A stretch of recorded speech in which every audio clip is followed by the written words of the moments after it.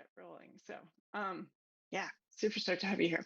So, just I gave just a super big brief background of your start with NICA, and I just want to say congratulations because you just had two super big races. You won the U23 category, right, at the 2022 USA Cycling Mountain Bike National Championships, and came in third at Snowshoe in the World Cup race despite like a crash and really, really tough conditions. So huge congratulations and shout out. Thank you. Really excited to hear a little more about your, your race season and all that. So Thank you. we put out to our student athletes, many of whom are on the call today, we asked them to submit questions. So I'm gonna actually work through those because their questions were just amazing. So yeah, that sounds awesome. I'm really excited to hear them. yeah, sweet. Well, I'm hoping if you can just start by like telling us your story and like how did you get into cycling, and specifically like when did you start mountain biking, and was it hard at first? Like what was that like?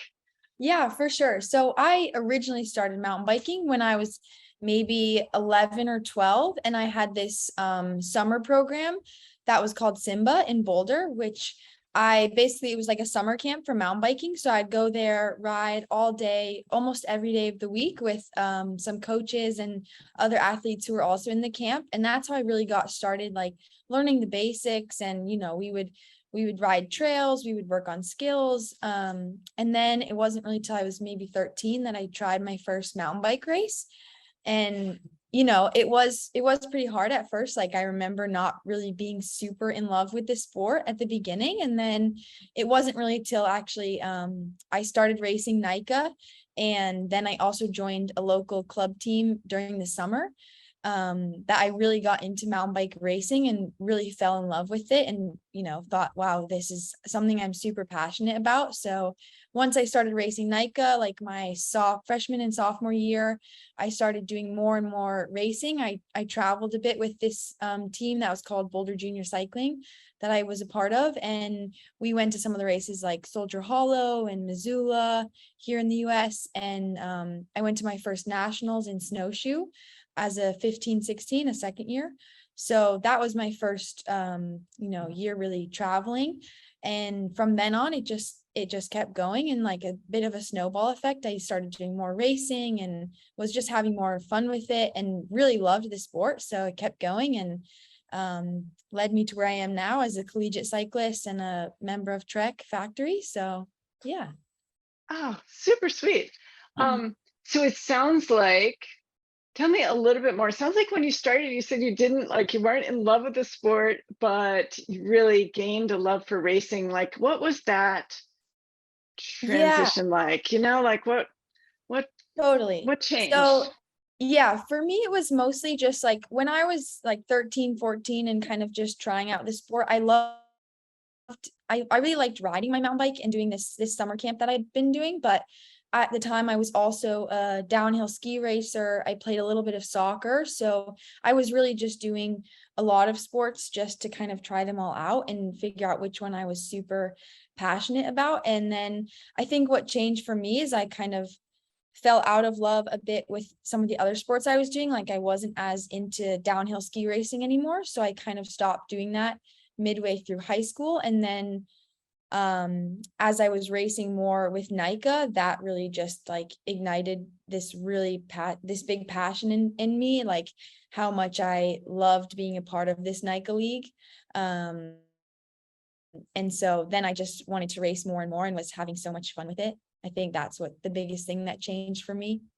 Yeah, sweet. Okay. So this is maybe a good segue then, because we got a few questions around what it's like as you're, first getting into racing. So I'm going to read this one as like, I'm both nervous and excited as races are getting closer, and I really want to do well, but I don't know what to expect or if I'm ready for them yet. What is it like racing in your first race, and what can I do to prepare mentally and physically in the weeks before? So we got a bunch of questions along that line. I just read that one because I thought it was like a good summary. But yeah, talk a little bit about like what advice you'd have for girls who might be nervous. Yeah, that's a great question. And I think, I mean, to be completely transparent, I still get nervous for my races, like no matter how big or small it is. I think I've always been told by coaches and mentors that, a little bit of nerves is a good thing. It means like you care and you want yourself to do well. So yeah, that's a little bit is okay. And I think the biggest thing for me mentally to prepare is just to keep reminding myself that it's something I love doing and I am super eager to be out there racing. So as long as you have that part of you that still finds it really enjoyable and fun, just to try and focus on that as much as you can, like why you're there to race and that's to have fun because you love it. And I think that helps take a little bit of the pressure off as well. Like no one is expecting anything from you. So there's no outside pressure. It's just all about going out there and giving your best effort. And that's the most important thing. Like you can only give it your all. So that's what you can go out there and do. And as far as like the physical part, preparing on that end, I think the biggest thing for me when I was a freshman racing NICA was just we had team practices every Tuesday and Thursday, and I would really just show up for those practices and push myself hard, but also just, have like lots of laughs and a good time with my friends. And that was my preparation and training. Like I wouldn't say I really followed a regimented training plan until I started to get a bit older and maybe my junior and senior year of high school. Mhm. Yeah. So is that Sure. That's, a little bit? yeah. Yeah, no, that's awesome. So it really sounds like the mindset piece is what was sort of most critical and really in how you approach and think about your experience at a race and just focusing on the actual, like what you can control and having fun rather Yeah. than like the Mhm. outcome, right? Is that Yeah, fair? exactly. Like, yeah, making it as goal oriented as you can, like setting little goals for yourself maybe in the race, like, oh, I really want to, I know I have this one section of the course that maybe it's a bit technical or a bit tricky for you to ride. And so instead of maybe focusing so much on what place you want to get, maybe you want to think about, okay, how can I ride this section as smooth and as fast as I can? And how can I improve like every lap? Can I go a little bit faster on this climb, or can I push a little bit harder on this flat section? And just having those little things in your mind to help you maybe distract you from like all of the people around you, or oh my gosh, I need to pass this person or this person. I think that helps as well. And yeah, focusing on all the controllable things, like am I fueling myself, am I hydrating in the race, like have I did I try to get a good night's sleep? Like all of those little things that you can kind of control will help you relax a little bit and help you know, like, okay, I've done everything I can and that's all there is to do, really. Yeah, yeah, for Yeah. sure. So you mentioned we had a bunch of questions around pre-race jitters too. So you mentioned you still get those, and like, is there anything Yeah. else you do kind of in advance of race day to sort of Yeah. help you overcome that, or at least prepare for it or plan for it? I mean, you mentioned sleep. I don't know if there's anything else that you do. Yeah, for sure sleep. Like I'm a big sleeper and really that's something that's really important for me is just trying to every night get a really good night's sleep. But also like little things is kind of doing things during the week leading up to it that aren't super race focused. Like, we play a lot of card games at night with the team and we do some baking or, go for a little walk if you can get outside. Just little things that kind of take your mind off of it. If you're feeling super anxious or worked up about the event, like just finding little distractions. But then I'd say also the day of the race, I really like to listen to music in the morning. Kind of helps me like get in the routine when I'm warming up. I like to listen to music and that's something that helps me as well. And also like if I'm out there pre-riding, I really like to ride with other people, like whether it's my teammates or friends I know out there. I think it's good to have someone to like ride next to and talk to while you're on the course, so you can kind of you can separate yourself a little bit from the race if you need to, but you can also bring yourself back really easily as well. Awesome, awesome. Yeah. Do you have a favorite like song or playlist that you use a lot for your Yeah, pre-ride or race day? that's Yeah, good question. I actually have a couple different playlists that I really like to listen to, but I kind of have a bit of everything, like some rock, some chill stuff, some pop, maybe kind of whatever I've like really been into recently. But I will say I'm always going to be at heart a Taylor Swift fan. So there's at least one Taylor Swift song on my playlist. Awesome. I love it. Yeah. I love it. Yeah. Um, Yeah. so how about like, are there ever days where you just like don't feel like riding or you feel unmotivated? And what do you do then? Like, do you still ride? Do you give yourself a break? Like, what does that look like? Maybe when you're just not feeling it. Yeah, totally. I think that's a really big part of training and the sport is kind of knowing the balance between when you're feeling unmotivated or just when you're feeling burnt out, because there's kind of a big difference. Like if you've come to a point where you feel like, oh, I really just don't want to touch my bike, I don't want to go outside or ride, like there's a good chance maybe you're a bit overtrained or just been riding too much. And in that case, like I'd say I would lean on the side of like taking it easy, taking a rest day, like just getting yourself to do something totally different. Maybe you go for a hike or a swim or something with your friends. Like anything other than cycling is probably good. But every now and then, for sure, I think we all have those days where you might have a really hard workout and it seems a bit daunting and you're like, oh, I don't know if I want to ride my bike today. Like I'd rather skip it.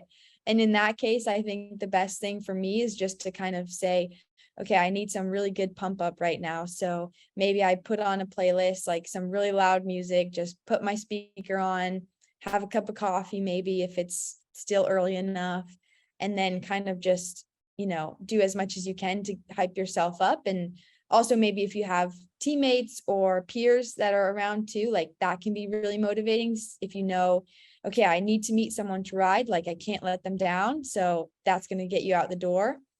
But I think, yeah, there's kind of a balance between knowing when your body actually needs a rest, like it needs a break from the bike, versus when you kind of just have to find something to help you push through, whether it's like external or internal. Yeah. Yeah, talk a little more about that because I think this is really important. I think there's like can be a tendency um to push and push and push through, and that really can, I mean, I've done it myself. So how did you discover that overtraining? Because it can also be really physically damaging, especially Mhm. to girls and women. Like as you're developing, it's not a place you want to go. So talk a little bit more maybe about how you avoid that, or what are some of the things that you've learned to watch for in terms of avoiding overtraining? Sure. Yeah, I think for me personally, I've had a lot of help with my coach. They are the ones that are usually looking at my rides and my training files, and I make sure to always write a lot of comments in my Training Peaks. I don't know if any of you guys use Training Peaks right now, but just using that to really judge like how your body is feeling. And I think some of the telltale signs are just like if you're feeling so beyond tired that like maybe you can't even walk up the stairs, or like the idea of just getting on your bike to you sounds not fun at all, like really really not something you want to do. I think that's a good sign that your body just wants a rest. Versus if maybe you're just feeling like intimidated by a workout, or just um like tired in the sense that maybe you didn't get enough sleep last night, or like your legs are sore from the day before, that's usually just a normal sign of training. But if you're feeling more of like this deep fatigue internally, like your body's likely in a hole. And also if you've just been going and going and going on the bike and doing, huge hours or lots of miles, like that can be a sign of overtraining as well. Like oftentimes your body can only handle that for so long. So yeah, I think it's really important to, if you're working with a coach or mentors, to check in with them a lot, like how you're feeling, so you can kind of learn over time the signs of when you're burnt out or your body's feeling like it needs a break. Yeah. Yeah. Well, I'm thinking about our NICA audience. If we have everyone from rising sixth graders to, seniors in high school, right? Like a lot of our athletes probably aren't at that point, not working with a coach yet and things like that, and may Mhm. never like it. And so it's, um, I guess maybe thinking back to some of your early experience in NICA, like how did you make sure you were having fun while training and racing, and like, because that seems to be too a theme that's really important, and it's part of listening to your body and listening to that experience, right? Like, so Yeah, yeah. for sure. I think, What did that look like when you were like yeah. earlier on And in like, your career? I think looking back, NICA was just, for me, it was purely just for fun. I just really enjoyed, like, I would look forward to every week, like, these Tuesdays and Thursdays when we get out of class, we'd all go change, go ride. And it was just such a great time, like with my teammates, and, we just push each other. I think one of the big things for me when I was in NICA was that I didn't have a super big training plan either. And oftentimes I wouldn't even, like, I didn't have a power meter or any of these things because I knew it was just about riding my bike, and I didn't need all of these extra maybe numbers and statistics to really like focus on and look at. And I think that's a really important part, is just like knowing when you're at this age, like of a high schooler, you don't need to be super strict. Like, you don't need to be saying, okay, I need to ride 20 hours this week or 15 hours. And if I don't, like, I'm not going to be fast. But I think the reality is, like, you just focus on going out to practice when you have it, and rides with your friends and coaches, and knowing that, okay, this is enough. And if you're enjoying it, then that's a really good sign also. And I think there's not a whole lot of like, you don't need to be super strict. If you want to go out and have an ice cream with your friends, or one day instead of riding, you feel like going for a run or for a hike, like that is completely acceptable. And you should just never need to feel like stressed if you're not constantly perfect 100% of the time, because that's just unrealistic. And I think that's the biggest thing, is like just giving yourself, like, taking that pressure away and saying, you know what, it's okay if like it's not perfect every week. It just, as long as you're enjoying it. Yeah. Yeah. Kind of Yeah. a Love long-winded that. answer, but No, yeah. it's great. It's great because I think it's important to remember that, right? Like, and it's very few of us who are going to reach that really pointy end of racing that you're in right now, right? Like, so it's got to be where, and NICA's goal is to create cyclists for life, right? And if Yeah. you get to the point Mhm. of deciding you want to go pro, fabulous, but cycling is something you can do with or without that. So Yeah. And I think like not rushing it too, if you have yeah, really big goals and dreams of becoming a professional one day, I think it's not all going to happen right away. Like, it doesn't happen the next day. So, just letting it kind of come as it does, and knowing you're putting your best effort in. And if you're having a good time doing it, that's what's going to get you there in the long run. So yeah, just trying not to rush the whole process, I think, is super important. great advice. And actually that segues really well into a question that came in, like,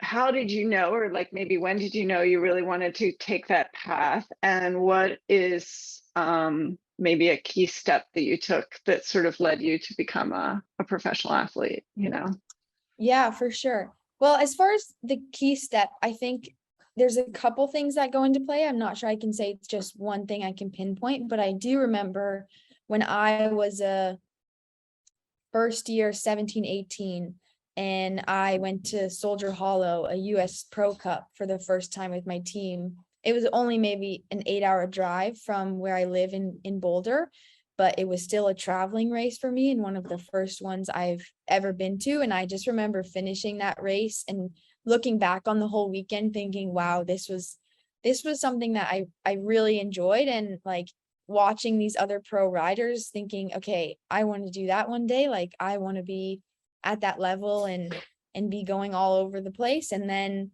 I also had the opportunity to go to mountain bike worlds for the first time that year as a junior. So that was another really special experience, and watching like these riders win a world championship and thinking like, I want to have those stars and stripes one day. Like, that's a goal I want to work towards. And then I just, luckily I had some people around me to kind of give me the same advice, like, just, we're not going to rush it, but like, we're going to, start training a bit more and maybe doing some more traveling races like within the US and some bigger races to get some more experience. And then it kind of started to take off from there. And that's when I started, meeting some more people and kind of like getting more into the bike industry and, meeting some people who, were on different pro level teams and started discussions with teams and things like that. But at the end of the day, it just was all about like getting more experience, going to more races, traveling a bit more, etc. Yeah. Yeah, that makes total sense. So what's your favorite and then maybe your least favorite thing about being a pro racer? Oh, well, I'd say maybe my least favorite thing is probably like flying a lot, doing a lot of travel. Like Sure. as important as it is for our sport, it sometimes can be a little bit tiring, like going back and forth from Europe. But I'd say my favorite thing about this sport is outside of the racing, because I think that's like my number one favorite thing is obviously just doing a bike race, like getting to race all of these World Cups. These tracks are amazing and super fun and really challenging too. So that's probably my favorite thing. But then also getting to be on a team with people from all over the world and meeting a lot of new people is something really special. Like it really opens your eyes to, all the different types of cyclists out there and what everyone's lives are like, which is really fascinating too. Yeah, that's fantastic. Love it. Okay, so a couple little like maybe more nuts and bolts questions, but like, do you have a favorite stretch that you do before or after riding? Ooh, yeah, actually I do. It has a couple different names, but I think it's called like the death stretch or the couch stretch. But you basically like you're kind of sitting with one knee like against the wall. It's like a really good quad stretch, basically. But I think if you look up like the couch stretch, it would come up. I know that Yeah. one. It kind of hurts. Okay. So you know it, yeah. It does, but it's really good like for your hips and everything. I think, especially when you're traveling so much, like it's really good to stretch that out. Yeah, So yeah, that for one's really sure. good. Yeah. For sure. And then is there anything like the specific question is how do you treat your body before races? So is there anything like I guess we talked about kind of the mental preparation and sleep. Is there anything physically you do in terms of stretching or warming up like right before races that you really For repeat sure. every time? Yeah. Yeah. Well, I personally really like to stretch. Like I just really enjoy it. I do a lot of yoga as well, especially when I'm home. So for me, I usually spend like 20 to 30 minutes stretching every day or every other day. And then I also luckily like here on Trek, we have amazing physios. So they'll give us massages quite often during the week. But I'd say, before I had a physio, like before I was on Trek, I do a lot of foam rolling as well. And yeah, the foam rolling and stretching were the biggest things. And then I learned a couple like activation routines to do the morning of my race, like before I start my warm up. So I have just a little band that's maybe this big and you put it around your knees and just do maybe 5 or 10 minutes of like some glute activations and quad activations. Yeah, yeah, for Yeah. sure. Okay, awesome. And then what would you say with a couple like an equipment question? Talk a little bit about because of course there's a progression. Like when kids are just getting into riding, you're not going to have necessarily the full suspension race bike and all that. How Oh, important totally. is the equipment that girls use, or really that any athletes use, especially when they're just getting started? And because you see a lot of pros racing these super light, full carbon, full suspension bikes, right? And that's out of touch for a lot of people. So, can you talk a little bit about that side of it, maybe? Yeah, totally. I mean, yeah, like the reality is I started on like this hand-me-down bike from my mom when she was racing in like the 90s and it was Gary Fisher and it had like these huge bar ends on it and 3 chain rings in the front and yeah, it was like it was just super old school, but I loved that bike. When you're young, you don't really know any different. So I think like you can kind of just get put on any bike. And then like my next bike was a full suspension, another hand-me-down too. I think it was a Santa Cruz. And I loved it. I was like, oh, this is so cool. Like I have dual suspension, like it's so much faster. But the reality was that bike was so heavy. So like, but I had no idea at the time. So I think it's completely realistic and not something you should try and worry about a lot. Like if it's something that, your situation or family is just not able to have like maybe the nicest bike, then it's not the end of the world. I think like people might talk about like, oh, you need a lighter bike or a faster bike, but you can always make your bike go fast if you pedal hard and put your heart into it. So I think that's, not something to stress a lot about. But if if like for me, I just kept riding hard and fast and like as fast as I could, I guess. And then luckily like landed me on a pro level team. And then you get to ride like a super, super nice bike and kind of makes you realize how fortunate you are and how special it is. But for sure, not everyone can do that. And that's completely understandable and realistic. But yeah, so I Yeah. think just about, riding your bike as hard as you can. Yeah. Awesome. So I agree with you. It's not necessarily the equipment that's going to hold us back, right? Like if there's a Yeah, lot we can exactly. do with training. Yeah, there's a lot you can do to overcome like your equipment if you feel like it's really holding you back. I think, you can work on a lot of other things like skills or strength, like off the bike, and all of those things come into play almost just as much. Yeah, absolutely. Absolutely. Um, and I'm just going to say to those of you who are listening, if you have any questions, like specific questions for Maddie or areas that we haven't covered, put them in the chat and we'll do our best to kind of get to as much of those as we can. I did see, what is your favorite place to race outside the USA? I did see that one. Yeah. Oh, that's a good question because I have quite a few, but I think one of my favorite courses so far has been Lenzerheide in Switzerland. I recently just did that race and I really love all the natural, rooty, technical features of it. It's a super cool course, but Novo Mesto is pretty similar in the Czech Republic. Super natural, technical features, lots of roots, and if it's wet, it can be a really interesting race. Yeah, awesome. It seems to me like just from looking from the outside, like some of the cross country courses are just getting more and more technical, which is interesting. And I don't know if you've felt that progression as well in your career, but and so what do you do to prepare for that? Like what is there additional, talk a little bit about your work on skills maybe and Yeah, stuff. totally. I think when I first started, like as I mentioned earlier, I was on this summer program in Boulder, Colorado, and we did some cross country races, but we also did some enduro races.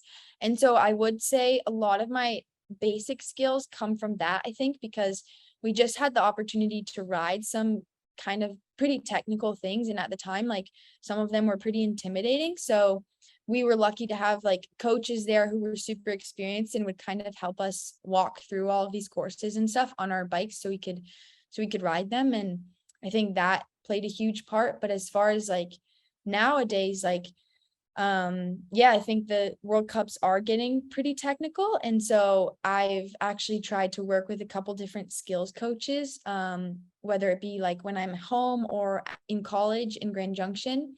I'll try and find, some people who can come out and ride with me and help me work on skills. So we'll just go to some different trails, maybe find some features that are like intimidating or require a lot of like technique to get over. And that has really helped me, I think, a lot in my skills progression. And for female athletes as well, like I don't want this to come across like the wrong way, but I think also just riding with the boys, like I try and ride with boys as much as I can because oftentimes they're really technically skilled and can show you some really good lines or just help you with the speed as well, like just following them down a trail can help you gain a lot of experience as well. So that's something I try and do like when I'm home or in the summertime. Yeah. Yeah. Awesome. Okay. Thank you for that.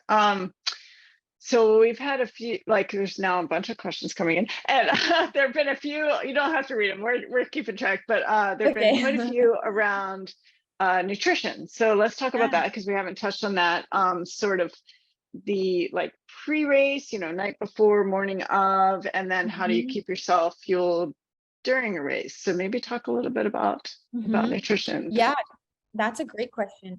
Super important too, obviously, like your nutrition can play a big part in your races. If you get it right, it can be super helpful. And if you get it wrong, it can also be kind of, yeah, it can really hurt your race. But for me, like the night before, I usually try and have any combination of like a lot of carbs and something with protein as well. So oftentimes I'll have like chicken and rice or chicken and pasta, salmon and rice. We have a lot.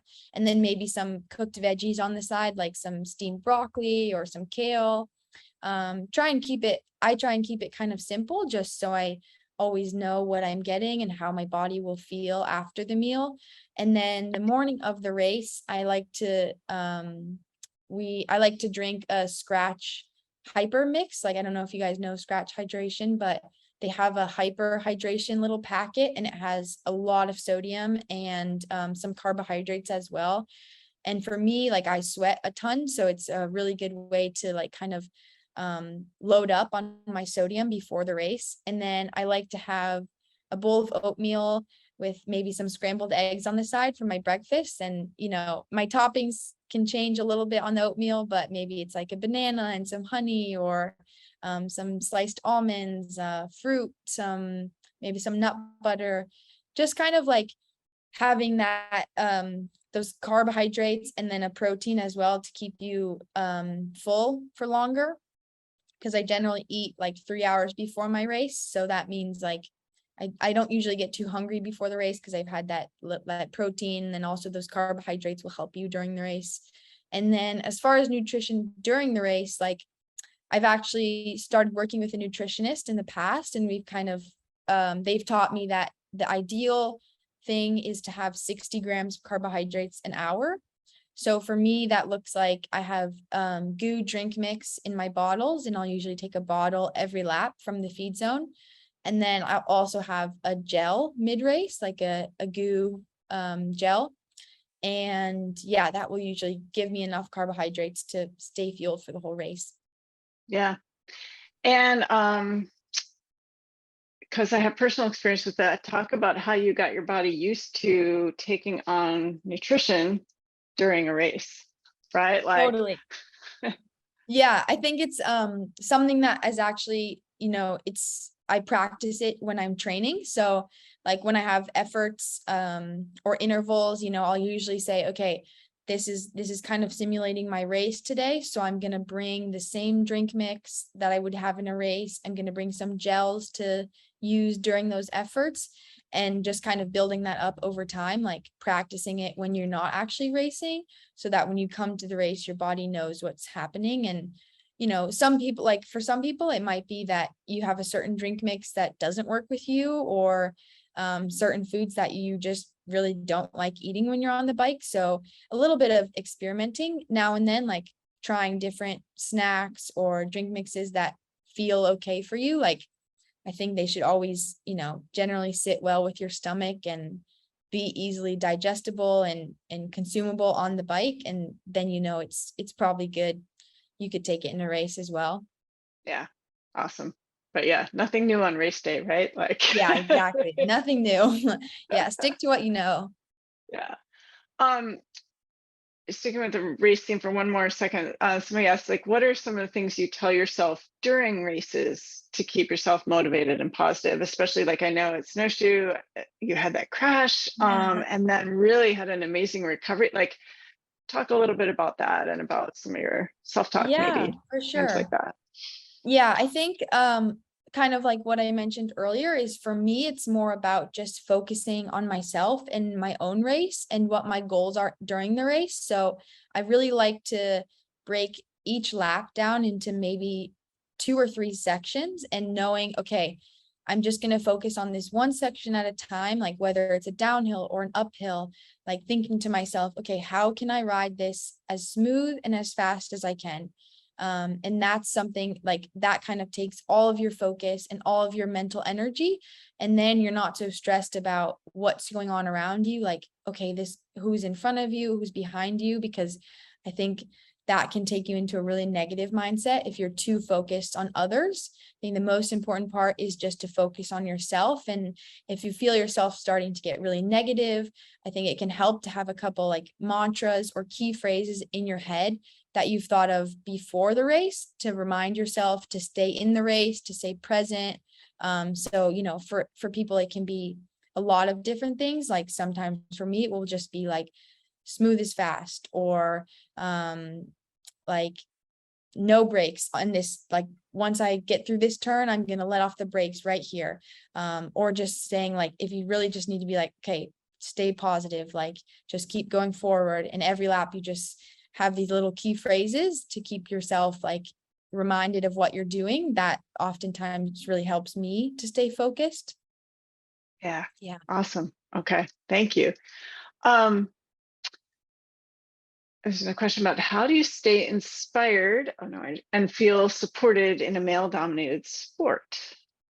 So Yeah, that's a big question. And oftentimes it's probably a tricky one, but I think the biggest thing is just like trying to find where we can improve the sport and how you can make a positive impact rather than focusing on what's not going well for females in the sport. I think finding if there's like organizations you can get involved in or other cyclists you see that are super involved in finding equality for women's sports, I think that's really important, rather than like just getting really negative and down about what's not going so well. So I know like one thing I learned when I jumped on a team road camp with the Trek Segafredo team, and there's this thing called the Cycling Alliance, which basically works to get equal prize money, equal rights for women in the women's tour. So, if you can find like things like that to be a part of, that can help you stay inspired and feel like you're having an impact on the sport as well. Yeah, for sure. And when And you were in also, NICA, were there, yeah. oh, go ahead. No, I was just going to say like, encouraging other girls and females to take part in the sport as well. Like if you see people who are really interested in it and maybe are on the fence about doing it, just like really pushing them to give it a try, because the more riders and females we can get in the sport, the better. Yeah, Yeah. totally Yeah. agree with you there. And were there other girls on your team when you were riding with NICA? Like, what did that look like?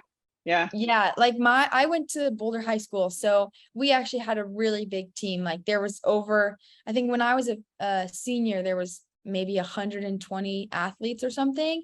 And I'd say maybe almost half, maybe 40% were girls. So we had a pretty good, maybe not quite that much, but it was significant. Like we had multiple different ride groups that were just for the girls. So yeah, it was pretty awesome. That's really cool. Okay. And I know I want to be super respectful of your time because I appreciate, but Yeah, go for it. I mean, I was also late, so we can keep going. Don't worry. Okay. Yeah. Well, a couple more, like just kind of stepping back a little bit. Maybe a question came through this sort of open-ended a little bit. What is something you wish you'd realized earlier when you were younger in regards to racing or mountain biking or just life in general? It could kind of go where you want, but is there like something you would tell your younger self now, Oh, that's a good question. I think one of the biggest things, like, and I'm still working on it today, is just to be really in the present moment. Like, I think I would tell my younger self that whatever is going to happen happens for a reason. So just focusing on what's going on right now and how you can enjoy that moment and not really let it pass you by, because like, I loved NICA and getting into the sport, like every time I did my first big race or my first this or that, like just realizing how special it really was and how important it was to me. So just enjoying that like as much as you can and not worrying too much about how am I going to get to the next level or like what's going to happen, like if I don't get on this team or that team, like just really enjoying what's going on right now because, you know, anything can happen. So yeah. That's great advice. Like, and it's a little bit about being Yeah. mindful of just really and gratitude, right? I think I Yeah. hear it's what Jing's appreciating where you are now and enjoying every Exactly. minute. Because if we always live in or thinking about like what's next, we miss what's happening now, right? Like Yeah. miss Yeah. it. And celebrating all the little things that happen, like finding that time to just, you know, if you did something really well or successful, like, you know, give yourself credit and appreciate that and yeah, find some gratitude for it. I think that's really important. Yeah, and kind of related, and I'm curious if this has been a theme throughout your career, maybe looking back and seeing how far you've come, right? Like, I mean, we all Totally. start Yeah. somewhere. So maybe talk a little bit about how that has showed up in your kind of progression. Yeah, I mean, I know like when I started, I would have never imagined myself to have been on a factory team right now, traveling the world, like, you know, going to Europe for the first time to race the world championships when I was 16 years old. Like that, if you had told me that when I was just starting, I would have maybe laughed and said that's a really funny joke.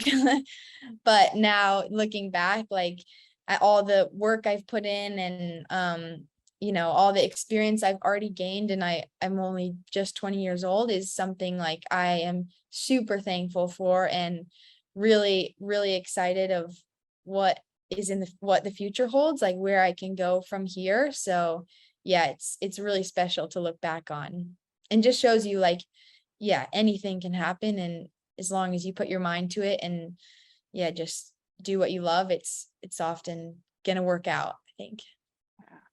Fantastic. Love that. Thank you. Yeah. Um,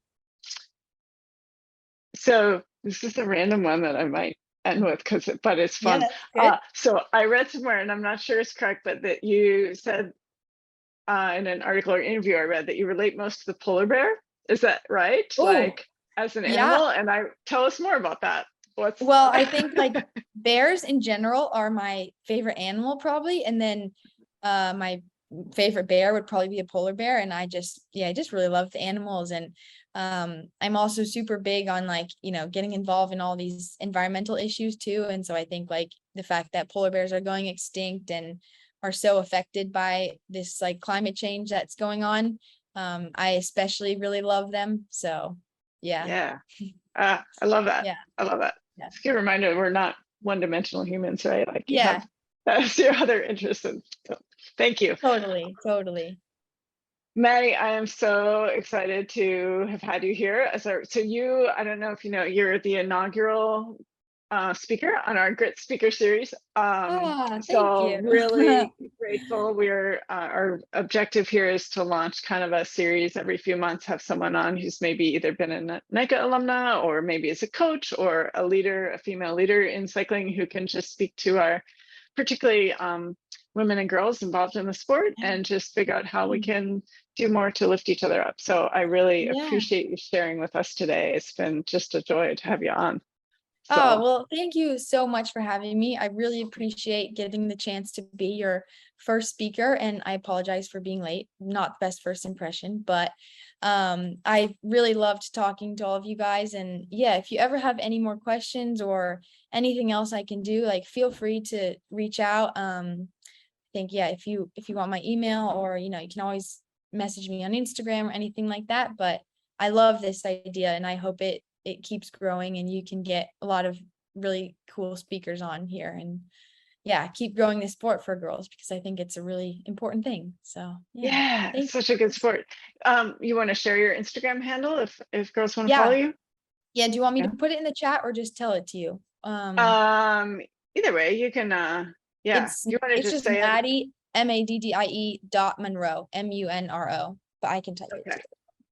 Yeah, we can get Melissa or or M can get it in there. Oh, there you go. Yeah. Yep, M's already got it. Maddie Munro. Awesome. Well, thank you so much. With that, I'm